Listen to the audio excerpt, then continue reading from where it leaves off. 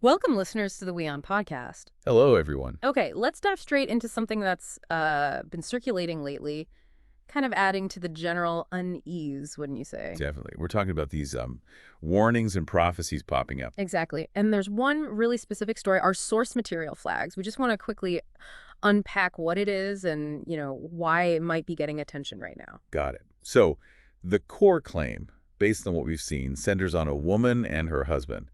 They apparently report being in contact with a ghost. A ghost. Okay. Yeah, a ghost they call Seven. And this has supposedly been going on for like 12 years. 12 years. Wow. And this ghost, Sion, had a message. A pretty dramatic one. The quote reported is that all must stop or Earth will die. Whoa. Okay, that's direct. Very. And it gets even more specific. The ghost apparently mentioned the Hiroshima bombing. Hiroshima, how so? Referred to it as first contact. First contact. Yeah, and said it failed 24,825 ago. The source clarifies that ago seems to mean days ago. Okay, that's really precise and kind of strange. And there was more. A prediction that another failed contact would happen 29,149 days after Hiroshima.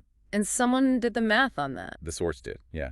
Calculated it landed on May 27th, 2025. which just passed. Okay. And if this contact failed, what then? The reported answer was pretty chilling. All fave 7. Die.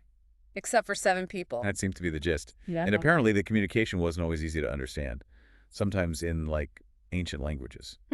Okay, so that's the prophecy itself, but it doesn't exist in a bubble, right? Exactly. The source material places this story within what it calls a global environment of fear. Right, suggesting this story gains traction because of other anxieties out there. Precisely. It connects it to other circulating narratives, like prophecies attributed to Baba Vanga for 2025. Earthquakes, war, that sort of prediction. Yeah, those kinds of things. Or another one mentioned, Ryo Katsuki predicting a major disaster in Japan for July 2025. So a lot of doom and gloom forecasts contributing. And also, real-world stuff. The source points to ongoing international tensions, mentioning the India-Pakistan situation, something called Operation Sindoor, related to nuclear worries. Then the Russia-Ukraine war, obviously, with the nuclear threats there, too. Right. And again, just to be super clear, we're not endorsing any of this or taking sides, just reporting that the source presents these as part of the backdrop. Understood. So it's suggesting this whole climate of fear makes people more receptive to these, well, ghost warnings. Or at least makes them spread more easily. Yeah, they tap into existing unease. It does make you wonder, though, why these stories, these prophecies, why do they resonate so much right now? It's a big question. What does it tell you, maybe, about how we're all processing uncertainty, about the current global mood? Definitely food for thought.